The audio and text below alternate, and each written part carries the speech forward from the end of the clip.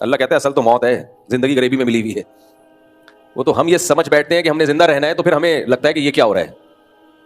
تو اللہ تو کہتا ہے میں نے پیدا مارنے کے لیے کیا بھائی، میں مارتا رہوں گا، کبھی کس طریقے سے کبھی کس طریقے سے. اور اللہ اس دنیا کی زندگی کو تو ویلیو ہی نہیں دیتا، وہ تو کہتا ہے اصل آخرت ہے، یہ تو تمہاری مسائل ہیں. وما الحیات الدنیا الا متاع الغرور، کہتا ہے دھوکے کا گھر ہے. تو آخرت کے مقابلے میں 2 ٹکے کی حیثیت ہی نہیں ہے، اس کوئی حیثیت نہیں آخرت کے مقابلے میں، کچھ بھی نہیں ہے. یہاں کی عزت ہم خوش ہو رہے ہوتے ہیں، واہ واہ واہ، اللہ کہتے ہیں مر جائے گا ختم. اور یہاں کی ذلت ہم کہتے ہیں ہائے ہائے ہائے، اللہ کہتے ہیں مر گئے تو ذلت بھی ختم، غربت بھی ختم، امیری بھی ختم، بادشاہت بھی ختم، غلامی بھی ختم. 50-60 سال پہلے جو مر گئے کوئی جانتا ہے ان کو؟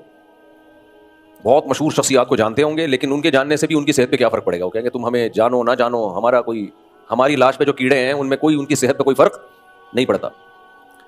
یہ تو مادہ پرستی کی دنیا ہے جس نے دنیا کو اتنی زیادہ لفٹ کرا دی ہے. ابھی میں جب اس ایئرپورٹ پہ تھا تو ایک صاحب سے بات چیت ہو رہی تھی، کہنے لگے کہ ہمارے ہاں احتیاطی تدابیر نہیں ہوتی اس لیے حادثے ہوتے ہیں.